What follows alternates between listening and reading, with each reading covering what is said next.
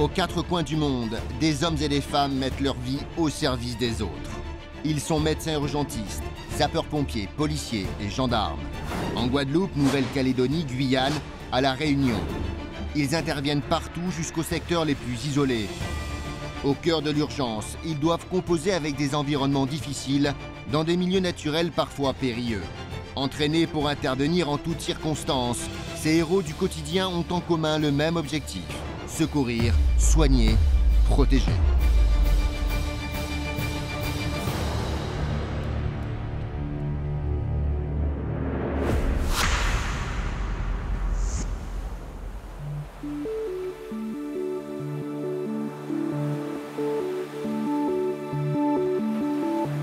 La Guadeloupe est la première destination touristique outre-mer des Français, notamment pour ses paysages paradisiaques, mais surtout pour ses activités nautiques en pleine expansion. Pour sécuriser et encadrer ces activités, la brigade nautique de Courbère patrouille sans cesse le long des côtes. Les relais, qui démarche ici Fort-de-France, ça marche ici Fort-de-France, ça marche ici Fort-de-France. Signalons une situation indéterminée, avec possiblement un homme à la mer. À tous les navires présents sur zone, il est demandé d'exercer une veille attentive et reporter toute information au Cross Antilles-Guyane veillant le canal 16. Ce matin, les gendarmes doivent intervenir d'urgence sur un naufrage.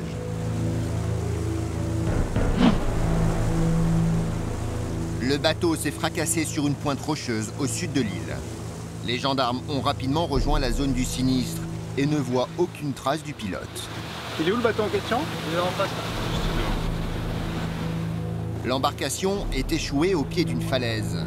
Impossible d'accoster avec la houle. Les gendarmes doivent mouiller à bonne distance de la côte pour éviter eux-mêmes de se faire rabattre sur les rochers. Je me replace devant là. Oui, elle est qualifiée. On va aller faire 2-3 photos, voir la position du coupe-circuit, savoir si le coupe-circuit en fait était enclenché ou pas. Si le coupe-circuit est enlevé et que le pilote porté, il est tombé à l'eau avec, le moteur s'arrête automatiquement en fait. C'est une sécurité quand on tombe à l'eau. C'est un cordon ni plus ni moins qui est relié au moteur et ça va couper automatiquement le moteur. Souvent malheureusement certains ont la mauvaise habitude, c'est de ne pas porter ce coupe-circuit. Donc par contre la personne tombe à l'eau et le moteur continue à tourner. C'est bon, on peut y aller? Ok, c'est bon.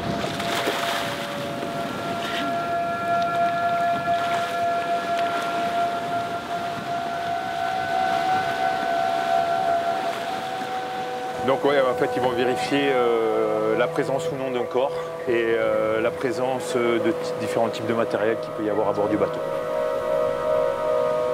Donc là on va voir si on peut retirer le bateau, mais vu l'état du navire, ce sera impossible de le sortir de là.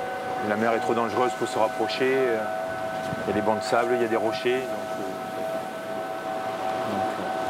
Tout ça, il faut déterminer effectivement ce qui a pu se passer. Ça peut être un pêcheur de la Dominique qui a pu avoir un accident et avec les courants, le bateau arrive effectivement sur les côtes de la Guadeloupe. Le bateau est immatriculé en Dominique. L'île est à moins de 50 km d'ici, alors régulièrement les pêcheurs de ce pays braconnent dans les eaux territoriales françaises. Celui-ci a eu moins de chance que les autres. Si la mer est calme et tout, il traverse. Hein. Malgré le canot, la longueur et la taille du moteur, ils n'ont pas peur de traverser.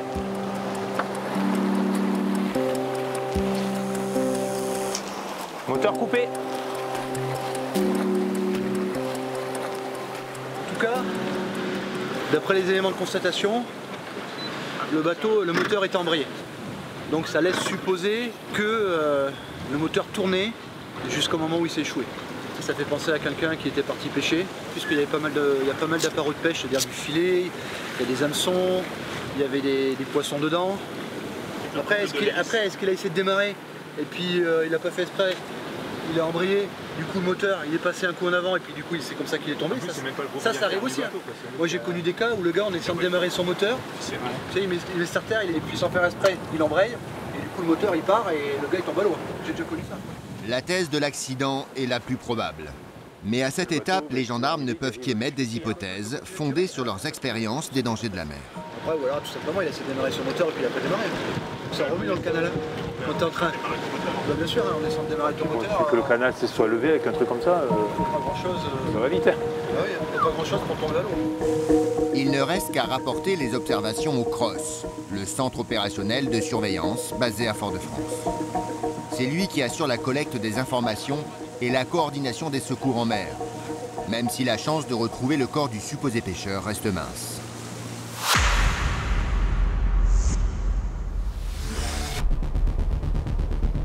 L'archipel calédonien à lui seul représente la superficie de 4 départements métropolitains.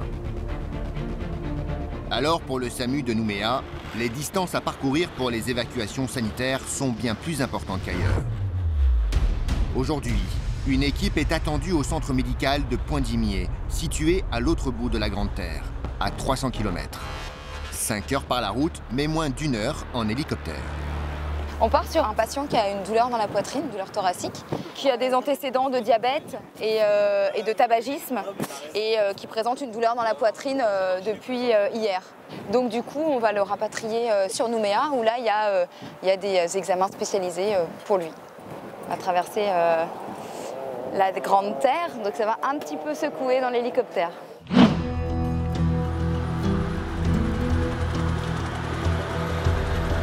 En cas de problème de santé important, toutes les évacuations sanitaires doivent se faire au Midipôle de Nouméa.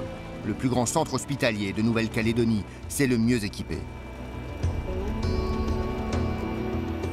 Donc oui, le transport aérien en Nouvelle-Calédonie est indispensable parce que déjà le territoire est grand et en plus il y a les îles Loyauté qui sont et d'autres îles qui sont autour de la Grande Terre. Et donc là, en bateau, ce serait beaucoup trop long pour rapatrier les patients, sachant qu'il y a souvent des urgences extrêmes qui nécessitent l'hélicoptère. Pour rejoindre Pointe-d'Imier sur la côte opposée, il faut passer la chaîne de montagnes centrale qui s'étend sur toute la longueur de l'île et dont les sommets culminent à 1600 mètres.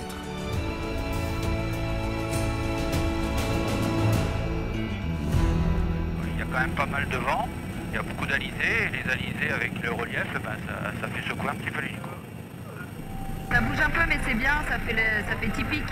Mais c'est plus que pour nous, c'est pas très confortable parce que c'est pas très grand, il n'y a pas beaucoup d'espace pour soigner les gens. Du coup, on ne peut pas vraiment beaucoup agir sur le patient en vol. Donc avant de partir, avant de décoller, il faut vraiment s'assurer que le patient est bien stable parce qu'une fois qu'on est en vol, on ne peut pas tout le temps poser. Hein. Ça, je crois que le pilote il vous confirmera. Non. Ah, surtout si on est au-dessus de la mer, c'est un peu plus compliqué.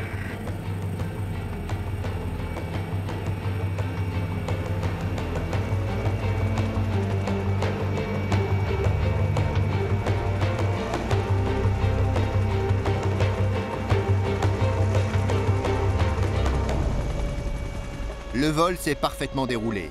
Florence ne perd pas une seconde et va rejoindre son patient qui présente des symptômes de problèmes cardiaques. Bonjour monsieur. Bonjour. Bonjour madame. Bonjour monsieur. On est l'équipe médicale. Vous avez toujours mal? Il n'y a plus de douleur? Non, il n'y a plus de douleur. D'accord. On lui a expliqué qu'il vient avec nous à Nouméa, d'accord, en hélicoptère. C'est la première fois? Très bien. C'est un monsieur, donc il tousse au gras depuis hier. Effectivement, on l'a constaté. 39. Rapidement, le médecin du centre transmet le bilan complet du patient à Florence. D'accord. Pour ne pas perdre de temps, les infirmiers préparent le transport et font leur maximum pour assurer le patient. Et dans l'hélicoptère, comme il y a beaucoup de bruit, on va mettre un casque sur les oreilles. S'il y avait quoi que ce soit pendant le vol, il faut nous faire un signe, on reste à côté de vous. D'accord? Donc là, il n'y a plus la douleur. Il n'y a plus. Hein, il n'y a plus la douleur. D'accord. L'homme est amené à l'hélicoptère. Sa femme le suit et ne cache pas son inquiétude. C'est petit là. C'est le gros souci de l'hélicoptère, c'est justement le petit espace. Donc on voit que l'accès est quand même très limité, donc il faut quand même rendre le brancard le plus petit possible. Le patient a une carrure imposante. Et le faire entrer dans l'hélicoptère s'avère plus compliqué que prévu. Tu sais où ça bloque? Ça bloque là? Non? À mon avis, on n'a pas assez... Ça passera pas au niveau des épaules, hein? Si? Encore un petit peu. C'est comme ça. Allez-y, poussez.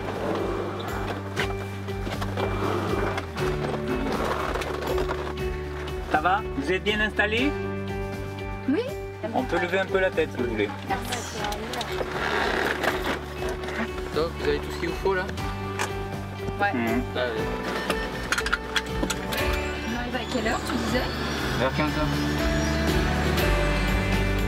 En moins de 30 minutes, l'homme pourra être admis en service de cardiologie et recevoir tous les soins dont il a besoin.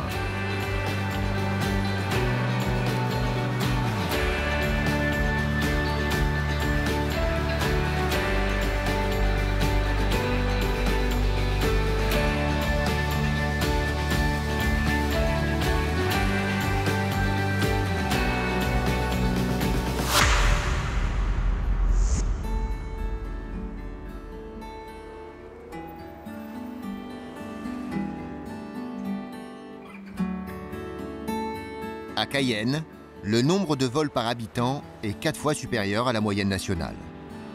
C'est aussi le plus élevé de tout l'outre-mer. Le premier des fléaux, le vol de 2 roues.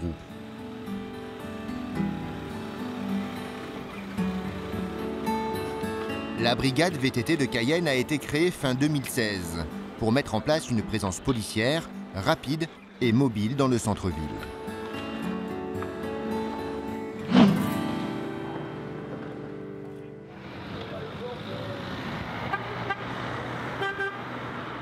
Petite brigade, conviviale, ouais, on s'entend tous bien. Et on a été renforcés, là on est passé au départ, on était quoi, 6, c'est ça, 6 ? Et là on est passé à 9, 10, ouais. Enfin, on a 10 vélos maintenant, quoi. On est vraiment les sportifs du groupe. Lui il fait la course à pied, moi je suis coureur cycliste. Donc. L'unité du groupe est indispensable et le contact avec la population une priorité. Moi, l'avantage qu'il y a plus ou moins avec moi, on va dire que je connais pratiquement tout le monde. Avoir fait des écoles là et puis être vraiment au fond du département, surtout de l'île de Cayenne, donc Rémière-Montjoly, Matoury, donc on se connaît plus ou moins. Ce qui est pas mal, ceci, c'est qu'on est, on est visible, quoi. On est visible et avec les vélos, on peut même rentrer à l'intérieur du marché. Les collègues en véhicules motorisés, ils auront du mal à arriver s'il y a un vol qui s'est commis à l'intérieur du marché. Donc nous, on peut se faufiler entre les voitures, monter sur le trottoir. Suite à la recrudescence des actes de violence, le centre-ville de Cayenne a été placé en ZSP, zone de sécurité prioritaire. Les vols avec violence, notamment de scooters, sont monnaie courante dans le quartier du marché. Mais c'est sans compter sur la surveillance constante de la brigade VTT. Le truc sur les jours de marché, c'est que les gars qui voudraient venir tirer sur le marché, par notre présence dissuasive, que les mecs nous voient tourner, tombent sur nous, et puis qui se disent que c'est trop risqué ou quoi. Notre présence les éloigne quoi, de cette zone-là. Ils ne viennent plus au centre-ville. Puisque vu la circulation, ils sont un peu pris avec leurs 2 roues. Donc nous, on a accessible à monter plus facilement sur les trottoirs et leur bloquer la route. Donc en général, ils restent aux alentours et ceux qui sont aux alentours, on laisse pour les véhicules motorisés.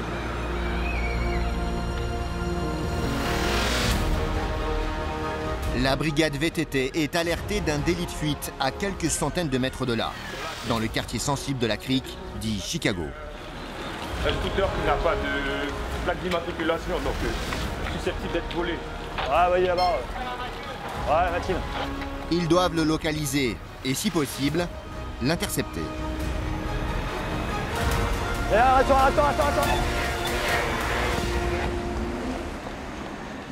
Athènes de Victor 2. Si les collègues en venant croisent un cyclo monté par 2 Brésiliens, ils essaient de le contrôler. Ouais, du coup, en fait, il y a pas mal de cyclos volés. Après, ils peuvent transporter aussi des matières stupéfiantes. Nous, on leur fait un peu la chasse, mais après, c'est pareil que, comme on a pu le voir là, pas de risque, quoi. Pas de risque, les mecs, ils maîtrisent rien. Bon, s'ils s'arrêtent pas, ils s'arrêtent pas. Enfin, on va pas se foutre, on va pas se casser la gueule. Et puis bon, sachant qu'ici, si on le chope pas aujourd'hui, ouais, à un coin de rue. Mais bon, là, c'est vrai qu'il nous a repérés, puis bon, ouais, il a été se cacher là. Il nous connaît, quoi. Ouais, il est repéré. Il est rentré chez lui, ouais. On remonte sur cette heure. Allez. Le scooter ayant disparu, les policiers ont décidé de reprendre position près du marché, à un carrefour stratégique. C'est l'artère où la plupart des véhicules ils passent pour que les gens se rendent au marché. Donc ils aiment passer par là comme un sens unique. Donc c'est plus facile pour nous aussi pour vérifier. Même les voyous, parfois ils arrivent par là et ils repartent par là pour les vols. Donc on est assez camouflé, donc ils ne voient pas par rapport aux véhicules. Donc quand ils sont là, on les intercepte plus facilement. Dans le flot de la circulation, les policiers ont décidé de cibler un véhicule en particulier, le scooter. C'est le véhicule le plus prisé des voyous et le plus souvent volé. Les individus, la plupart du temps, ils sont en 2 roues. Vous avez bien vu tout à l'heure, il y a eu un là dans la crique qu'on a loupé. Et pendant qu'on était là-bas, il y a un autre qui a profité pour voler un portable au centre-ville. Donc c'est pour ça qu'on essaie de contrôler au maximum les 2 roues. Parce que parfois dans les 2 roues, on a déjà retrouvé des armes de poing, des couteaux, tout ce qui va dans les 2 roues. Pour les contrôles, il est indispensable de maîtriser le portugais. Beaucoup de Brésiliens présents en Guyane ne parlent pas suffisamment bien le français. Porque se tu não colocar no teu nome, eu podia pegar a vespa e mandar para apoiar, entendeu? Mesmo que tenha seguro, não vale. Vale no nome do outro proprietário, tá bom? Então para hoje tá bom. Ok? Tá bom, então coloca o capacete. Capacete. O capacete do quê, cara? Il appartient à qui le cyclo? Dans mon référent, j'avais pris le cyclo pour... Mets-le sur béquille. Mettez-le sur béquille. La réponse du conducteur n'est pas tout à fait claire et il n'a pas de carte grise à présenter.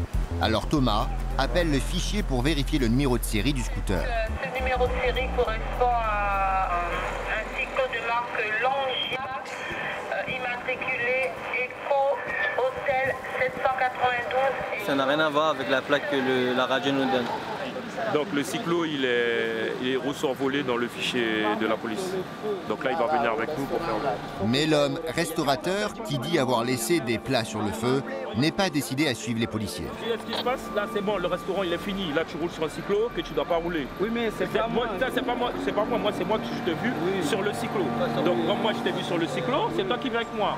C'est tout. Oui, mais... Bon, allez, on va pas perdre de temps si t'as de l'eau sur le feu, on va pas perdre de temps, on va aller direct sur ça là, ok? Mais le problème, c'est pas moi. Vous étiez dessus? Ok. Voilà, donc les gens ne voient pas. Vous avez une pièce d'identité sur vous, quoi? Non, tout est au restaurant là. J'ai vu le monsieur au loin, il m'a regardé bizarrement, alors tout de suite j'ai su qu'il y avait quelque chose qui n'allait pas. Alors voilà, j'ai décidé de le contrôler, on a fait la vérification et c'est bon. Voilà, c'est toujours comme ça.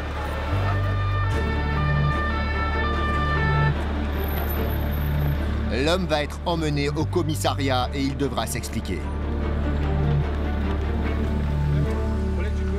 Il y a beaucoup de cyclos volés qui circulent. Moi, je compare toujours par rapport à ce que je vivais sur Paris. Ici, c'est quasiment le quotidien. Sur Paris, quand on faisait un vote, ouais, c'était beaucoup plus rare, quoi. Et puis bon, effectivement, il y a aussi tous ceux qu'on ne peut pas attraper, quoi. Ok, donc là, il y a un véhicule qui arrive toujours en soutien pour le transport des individus qu'on interpelle. Il dépose au commissariat et nous on rentre pour faire le PV d'interpelle. Donc là, on est parti pour au moins 1 heure de procédure, pour faire toutes les recherches qu'il y a à faire.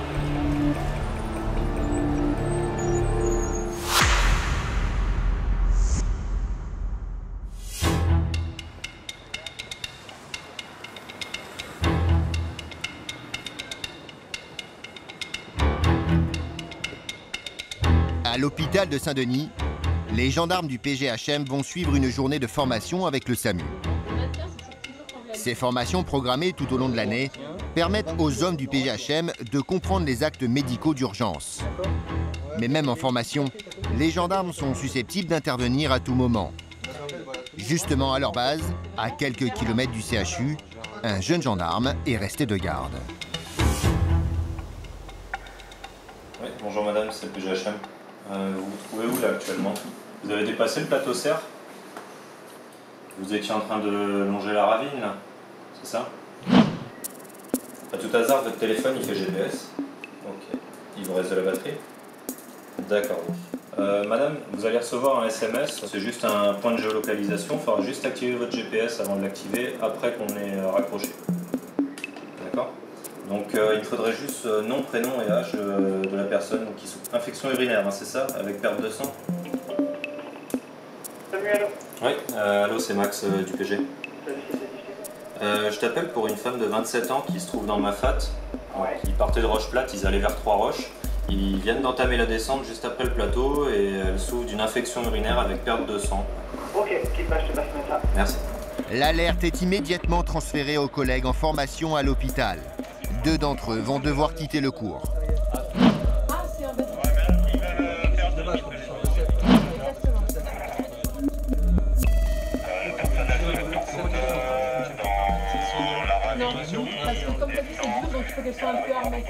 Au même instant, un hélico décolle pour aller récupérer les sauveteurs sur le toit de l'hôpital. L'hélico vient de décoller pour venir vous récupérer également.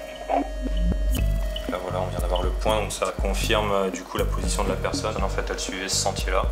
Et nous, on a un signal de son téléphone nous indiquant sa position ici. Et c'est fiable à entre 15 et 60 mètres. Donc c'est assez précis.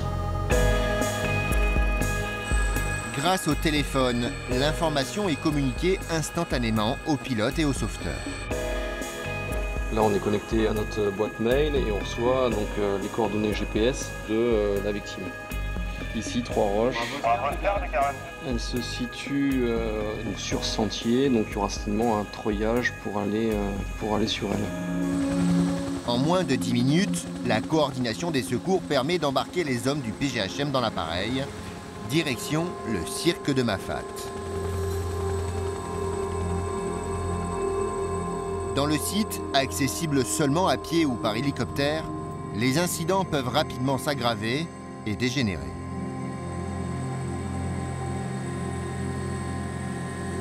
Le problème de Mafat, c'est que c'est un cirque, donc les gens arrivent du haut, descendent, et quand ils sont en bas, ils sont pris au piège. Donc forcément, quand ils sont dans l'incapacité de remonter, ils font appel à nous.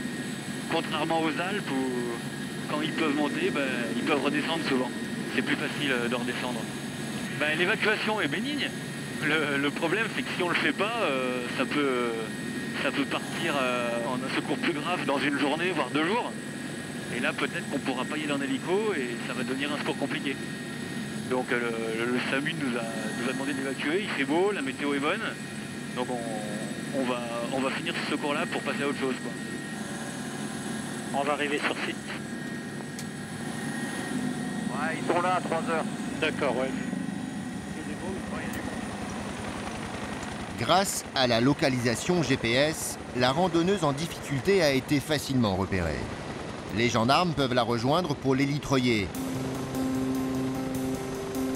En revanche, son compagnon, lui, ne sera pas autorisé à la suivre. Il devra terminer sa randonnée tout seul.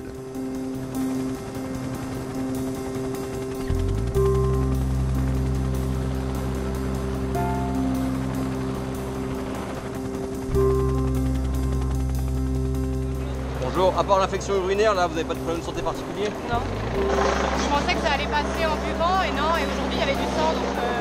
Elle arrivera avant, hein? Ouais, je pense. Ah bah attends. Il est trop jaloux. Il fallait avoir une infection urinaire aussi. Ça c'est pas très agréable. J'imagine. Ouais, bravo Oscar, de Crampon Nico, tu peux venir nous récupérer, on est prêt.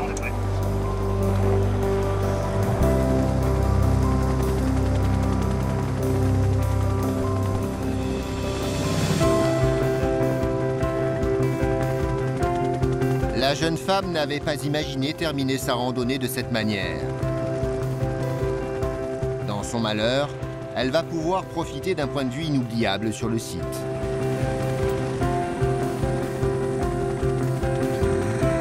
Ça va les paysages?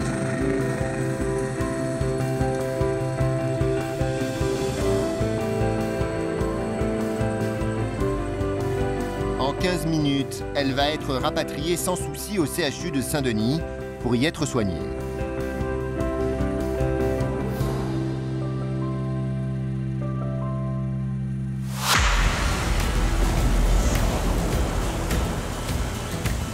En Guadeloupe, la brigade nautique continue son travail sur l'eau. Vers la réserve Cousteau, où ils doivent aller faire des contrôles, les gendarmes repèrent une infraction manifeste. Vous avez vu les 3? Ouais.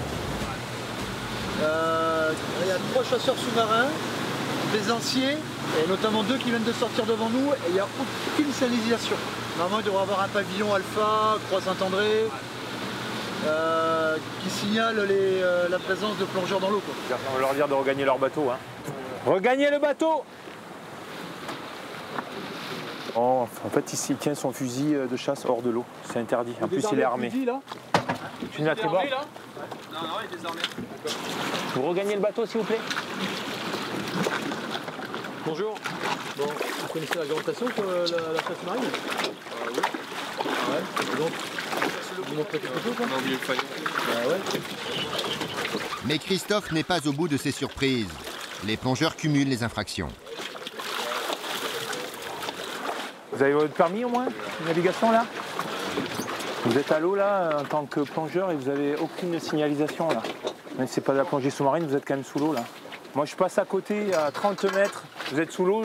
Moi je vous considère qu'il n'y a personne dans l'eau, je vous rentre dedans, je fais comment? D'accord? Vous êtes là-bas, vous êtes sorti de l'eau là-bas, question de sécurité, zéro quoi. Vous avez une licence de chasseur sous-marin? J'ai ma licence, mais c'est dans mon sac dans la voiture ambulante. D'accord.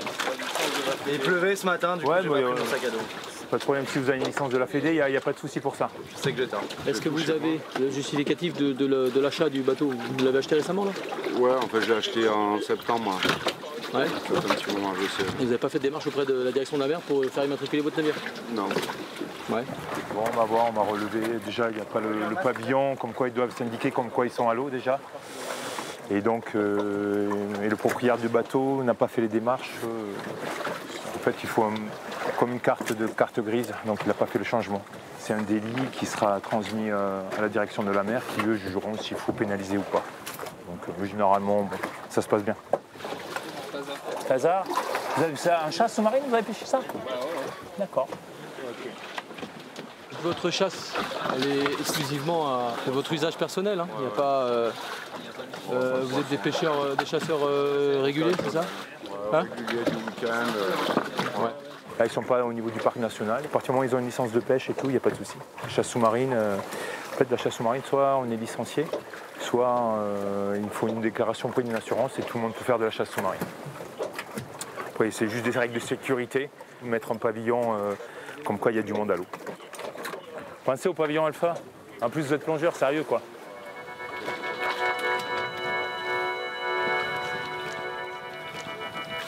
En fait, le danger, c'est qu'ils ne se sont pas signalés en étant dans l'eau, sous l'eau.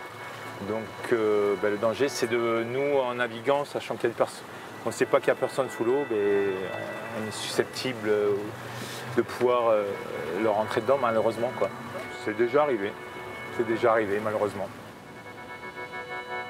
Pour éviter tout risque d'accident, les gendarmes sont obligés de sillonner régulièrement la réserve pour rappeler les règles aux plaisanciers ainsi qu'aux professionnels du tourisme qui organisent des baptêmes de plongée tous les jours sur le site.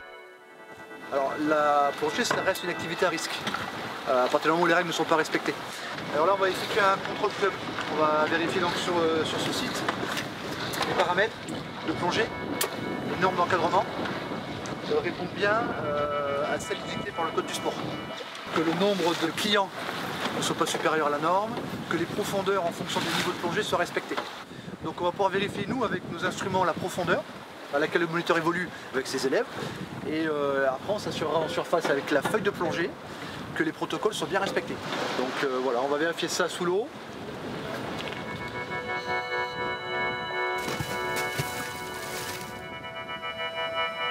Sur le spot dit de l'aquarium, dans la réserve Cousteau, un buste immergé du commandant accueille les plongeurs. Il rappelle que c'est sur sa demande dans les années 50 que cet endroit remarquable est devenu une réserve sous-marine. À la stupeur des touristes, Yann, le gendarme, présente sa carte sous l'eau pour commencer son contrôle. Il va minutieusement vérifier les instruments et les relever auprès du moniteur. En surface, l'équipe en tenue contrôle que tout se passe bien quand subitement, ils observent un appel d'urgence. Une fusée de détresse vient d'être tirée. Mais avec 2 plongeurs sous l'eau, les gendarmes sont coincés. Je sais pas, ils sont sous l'eau, là, faut les rappeler. Hein. On ne peut pas les laisser là. Hein. Là, on a vu une fusée de détresse, alors on va essayer d'aller voir. Faut qu'on rappelle nos plongeurs et essayer d'aller voir. Mais bon, c'est pas d'où ça vient. J'ai vu partir une fusée dans la baie de Malandou, est-ce que c'est pour ça que vous appelez le centre des îlets? Ouais, affirmatif, là, on est au niveau de l'aquarium, là, on a 2 plongeurs de chez nous, là, à l'eau. Donc, voir si vous avez des infos, là, si de chez vous, vous voyez quelque chose. Une petite embarcation avec un petit toit orange. Ben, en fait, il y a apparemment une petite barque qui a envoyé une fusée de détresse. Allez, Corbin, tu crois ça que je t'écoute? Là, on va essayer de rappeler nos plongeurs à l'eau et on va se rendre sur place. Sous l'eau, tout est en règle. Quand les plongeurs remontent à la surface, ils n'ont pas idée de l'urgence qui est en train de se mettre en place.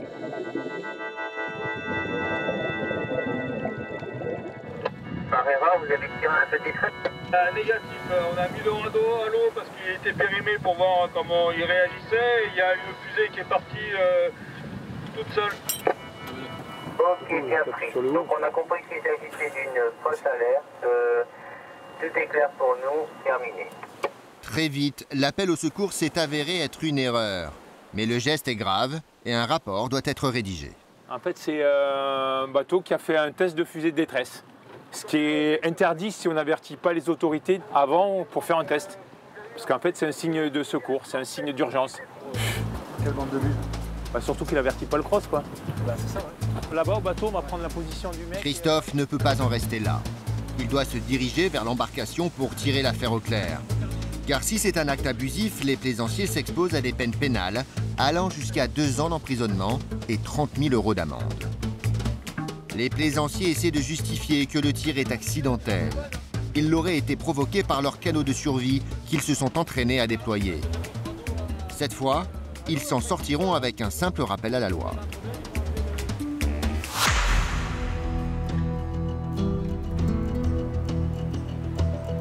À Nouméa, une nouvelle évacuation sanitaire attend Florence, à l'extrême nord du territoire.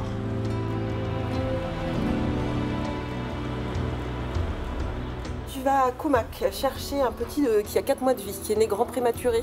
Il a 38,5 de fièvre depuis aujourd'hui. D'accord. Il est géniard, il est marbré. Ils essaient de le perfuser, mais ils n'arrivaient pas à le perfuser pour l'instant. Ils voient avec l'anesthésiste. Et normalement, après, tu le ramènes aux urgences pédiatriques. Ok. Ça marche.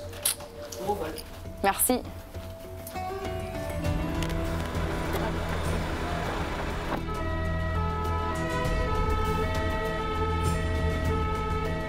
On est déclenché parce que c'est un enfant qui a 4 mois et en plus un grand prématuré, donc beaucoup plus fragile. Et en fait, là, les signes qui sont décrits à la régulation sont pas gravissimes, mais comme il est loin et que chez un enfant de cet âge-là, ça peut se dégrader très vite. Et on peut avoir une intervention un peu plus compliquée et qui nous demandera beaucoup de rigueur. On n'aime pas vraiment la pédiatrie, hein, parce que ça nous touche toujours un peu plus quand c'est un enfant. C'est vrai, non?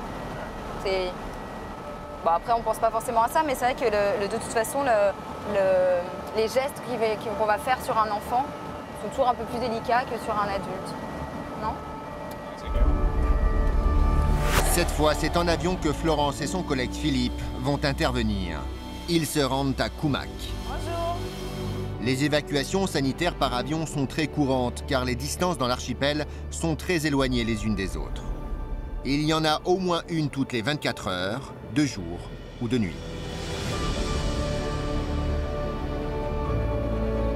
La ville de Koumak est située dans la province nord, à 360 km de Nouméa.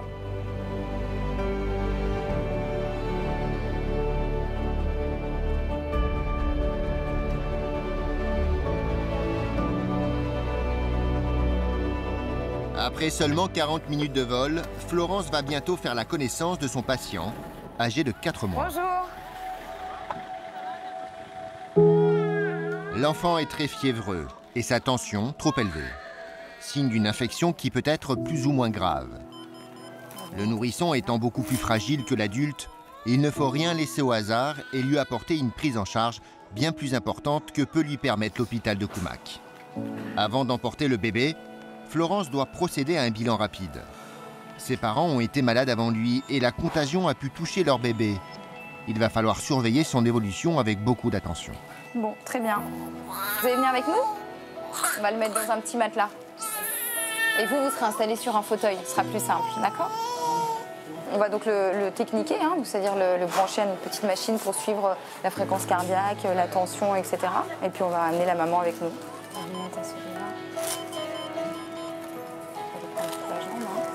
Les gestes sont précis. Avec le bruit dans l'avion, il sera difficile de surveiller la respiration et le cœur du bébé au stéthoscope. Et en cas de souci, impossible de se poser avant l'arrivée. Pas question donc de le quitter des yeux une seconde. La surveillance doit rester constante à chaque étape du transport. L'enfant est conditionné dans une coquille gonflable, idéale pour son confort.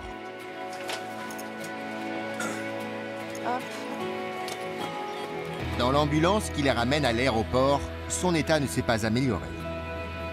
Il est comme annoncé au bilan, mais il reste quand même bien fatigué, il a besoin d'être hydraté. Il est tachycarde, donc ça veut dire que la fréquence cardiaque est bien augmentée pour son âge. Et il est encore fébrile à 39, malgré des médicaments qui sont censés lui faire baisser la température. Donc on va continuer les traitements qui sont mis en place en fait. Donc des antibiotiques et ce qu'on appelle du remplissage, c'est-à-dire des solutés pour le réhydrater correctement.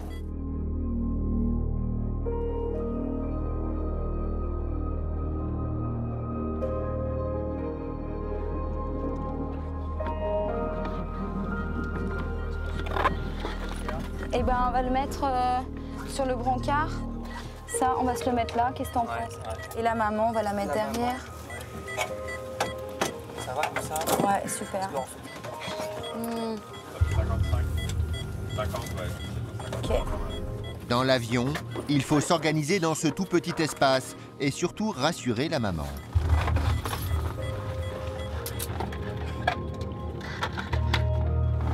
Ça va? Ouais. Vous avez compris un petit peu ce qui se passait? Pas trop? Bon. Vous savez, votre petit, il est assez fragile parce qu'il est né très tôt. Hein, vous vous rappelez, il a été hospitalisé pendant longtemps. Et là, du coup, probablement, il a peut-être attrapé le même virus que vous avez tous eu dans la famille. Et comme il est fragile et qu'il est encore tout petit, et ben chez lui, la fièvre, et ben il ne la supporte pas très bien. Donc là, il est très fatigué, donc il faut qu'on surveille cette fièvre, d'accord? Et qu'on la traite. Et qu'on lui donne, par les veines, une hydratation, d'accord? Pour qu'il soit moins fatigué, d'accord? Et à Koumak, c'est un hôpital, mais ils n'ont pas la pédiatrie, enfin, ils n'ont pas pour les tout petits comme ça, d'accord? Donc c'est pour ça qu'on part loin.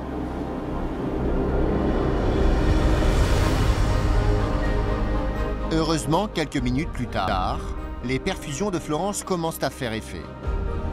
Là, il est beaucoup moins tachycarde, donc je pense que la fièvre est retombée. Bon, il y a aussi l'effet de l'avion, où souvent les bébés et les enfants, ou même les adultes dorment, donc c'est sûr que ça les rend un peu plus cool. Mais c'est vrai que là, il est moins tachycarde, il a une bonne tension, il respire normalement, et là, il est rassurant. Le bébé est d'autant plus rassurant qu'il va se réveiller sous l'effet de la faim pendant le vol. Alors, en plus de son rôle de médecin, Florence doit aussi jouer celui de nounou. Et voilà, petit bébé.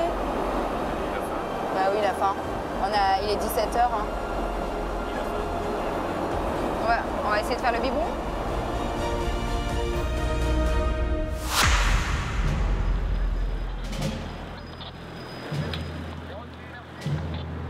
Au commissariat de Cayenne, Thomas présente l'homme qu'il a interpellé à un officier de police judiciaire. Le numéro de série ressort un véhicule volé. Bonjour.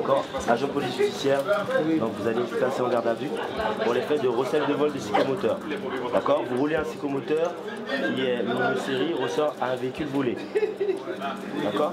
Vous allez vous expliquer par la suite, lors de l'audition, sur le pourquoi du comment. Je vous explique. J'ai pris le scooter parce que la personne qui a le scooter, vous pouvez le retrouver au restaurant Séné-Guyane. Vous fouillez les documents qui est dans le scooter, peut-être il y a son nom, il y a tous ces papiers qui est dans le coffre. Moi, je suis innocent dans ce truc-là.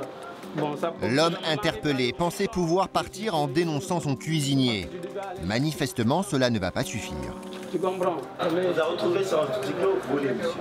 Oui. D'accord, vous êtes placé en garde à vue pour savoir pourquoi vous étiez sur un cyclo volé. D'accord? Donc je vous demande, est-ce que vous voulez un avocat? Et oui ou non? Il est temps pour Franck et sa brigade VTT de repartir en patrouille. Leur mission, faire du contrôle routier. Ils vont vite s'apercevoir que les infractions vont s'enchaîner. Au bout de quelques minutes à peine, ils aperçoivent un conducteur avec son téléphone au volant. Donc on va contrôler tout ça. On va relever les identités. Vous allez recevoir un courrier pour le téléphone tenu en main. Bonjour. Vous pouvez me donner votre permis, carte grise, attestation d'assurance, s'il vous plaît. Et elle est où l'assurance valide? Tu sais très bien qu'un cyclomoteur, il doit avoir toutes les règles pour la circulation du cyclomoteur. Vous êtes d'accord? Au fil des contrôles, Franck va tomber sur un scooter suspect. Le numéro de série sur le châssis a été limé. Regardez comment c'est fait. Le numéro de série, comment on fait pour vérifier que si ça correspond vraiment au cyclo? Oui, mais l'engin il peut être volé. Donc moi, comment je vais faire pour refaire ça? Eh ben. Bravo, hôtel 715. Bravo, hôtel 715, Tango. Session depuis avril 2017.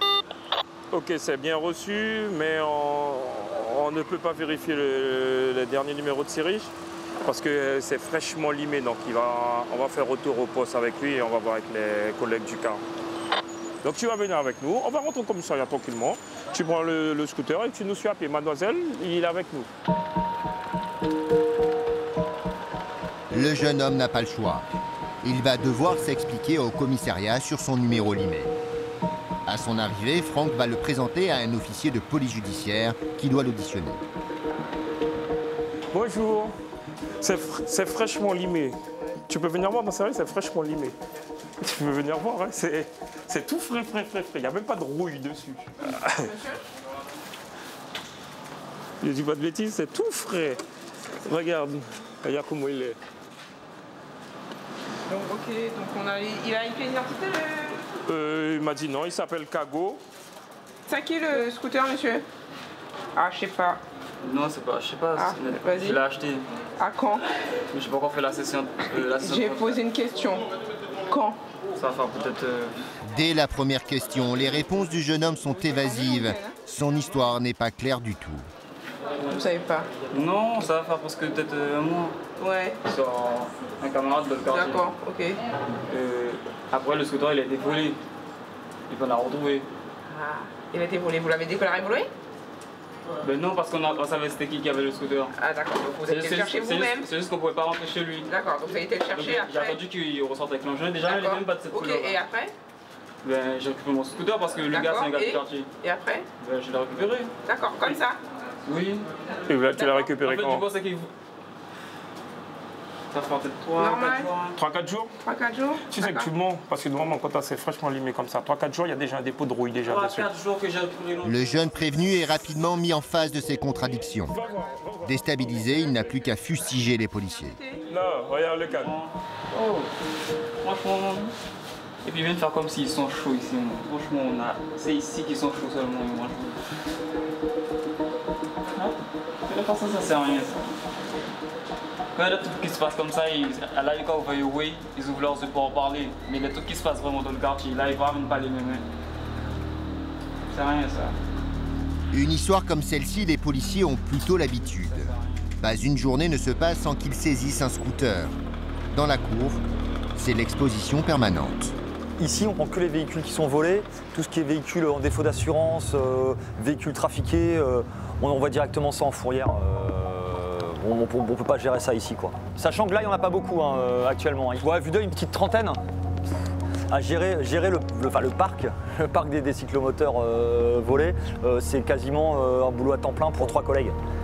Et d'ailleurs, là, du coup, on va en ajouter un autre aujourd'hui.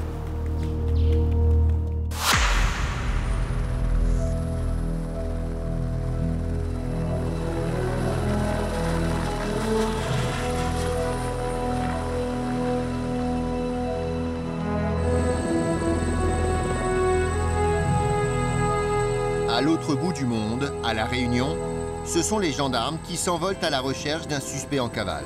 Là, on passe aux orangers.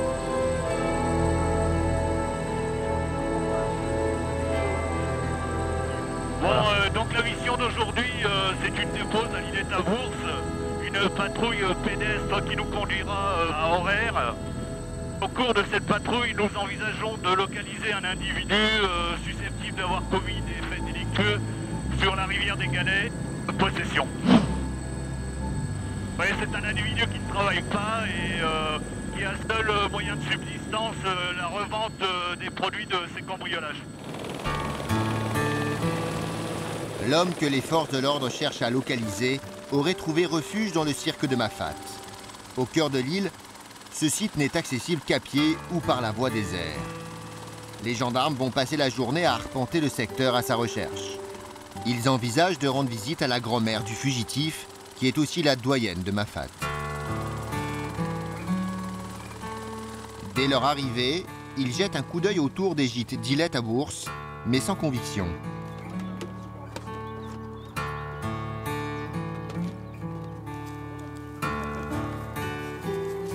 Alors pour l'instant on n'y est pas, hein. Il n'est pas dans cette îlette, il est entre les deux îlettes que nous allons visiter. Et au fil de nos rencontres, on va essayer de se renseigner pour savoir s'il est effectivement dans le cirque ou pas.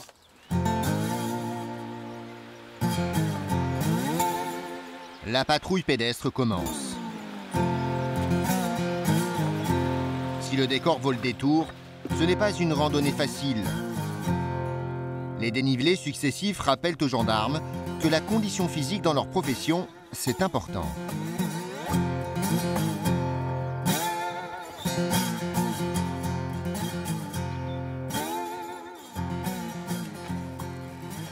Dur métier. Mais ça se mérite, Mafate.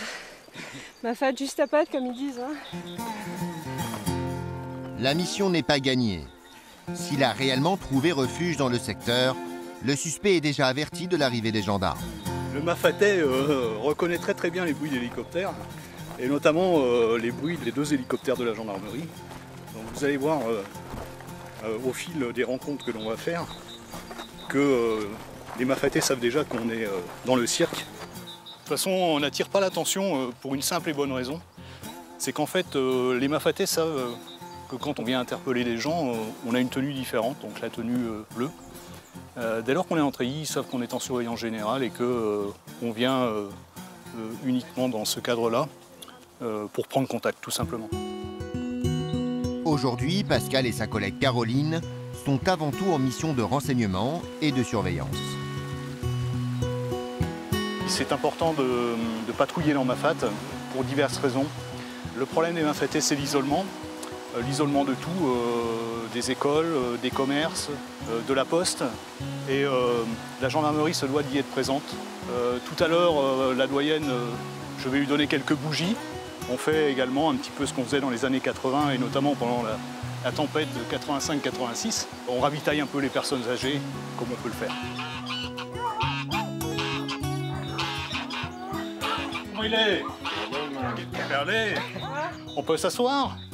Hein? Oui, on va s'asseoir. assise un peu, madame. Alors on est à la plaque, donc au domicile de madame Maillot, donc qui vit ici depuis tout le temps, hein, tu as vu ici? Oui, depuis le temps de mon mari. Depuis le temps de son mari, son défunt mari. Oui. Donc avec son fils, hein. Et puis elle élève quelques animaux, donc il y a les dindons, il y a des canards. Oui. Hein, Maillot? Merci, monsieur Bougadier. Des bougies, hein? Un, deux, trois, ben vous là, connaissez la lumière, il marche plus. Et la lumière marche plus. Ben alors ce sont des bougies parce que donc, madame Maillot, sa seule source de lumière, c'est le photovoltaïque qui est ici. Il marche plus, il est en panne. Le photo. Donc autant dire, madame Maillot n'a pas de lumière, donc ben, les bougies tombent bien. Et alors plus de lumière? Il n'y a plus? Ben après ça, on a une bonne gendarme, mais il ne connaît pas moi ici. Ah oui. Dans les trans, je ne connais pas moi encore. Ah oui. Ben, dis-moi, Dimitri, c'est petit-fils? Mais c'est mon petit-enfant. Oui, ton petit-enfant, il est où Dimitri? Il est en prison, ça, il est en prison? Des maisons. Il ne connaît plus les enfants à tête dire. Ah, oui. Il n'écoute pas les parents. Il peut dire quelque chose. Ouais. Il a réussi tout le temps, moi, je n'ai pas appris. Il avait un cousin gendarme, là, il d'Ali ici. Oui, il vole, oui. Les bandes gendarmes, là, il d'Ali ici. Et il a fait bataille aussi? Là-bas, en prison, des maisons, il a bataille, il était plus fort, il pouvait aller, il a fait mal, il était besoin d'aller fouiller l'hôpital. Il avait 18 mois, alors qu'il y a une gamin, il a 18 mois. Elle nous donne une information, c'est pas l'information qu'on avait, donc on va la recouper, la vérifier. Ça fait 4 ans, quasiment 4 ans que je suis à La Réunion, donc petit à petit on est obligé de se mettre un petit peu au créole, ou tout du moins d'essayer de le comprendre. Donc bah oui, on comprend la globalité, en tous les cas le sens des phrases, sans le parler réellement. Leurs informations prises, il ne reste plus qu'à rentrer. Pascal et Caroline doivent rejoindre le point de récupération de l'hélico. Comme à l'aller, ils vont enchaîner les dénivelés. C'est beau mais c'est loin comme disaient certains. Ça nous remet un peu en condition. Hein, ça monte nos limites un petit peu. Et ça nous montre qu'il faut continuer à nous entraîner, quoi. Hein, parce qu'il faut quand même avoir de l'entretien physique. Sur leur chemin, ils vont passer par un site dédié à l'icône du cirque pour les enfants de Mafat. Donc ici, on se trouve au lieu-dit de l'hélicoptère. Donc la petite histoire de l'hélicoptère, c'est qu'il y a eu un programme avec les élèves de Mafat et on leur a demandé qu'est-ce qui symbolisait pour eux le plus le cirque de Mafat. Donc en lien avec ce qu'ils voyaient et l'isolement, ils ont dit l'hélicoptère, d'où la construction de cet hélicoptère. En marquant leur présence jusque dans les hauteurs de l'île, que ce soit pour des missions de renseignement ou en intervention, les gendarmes créent un lien entre la population isolée des cirques et l'extérieur. À Mafat, c'est une simple sculpture de bois qui le rappelle.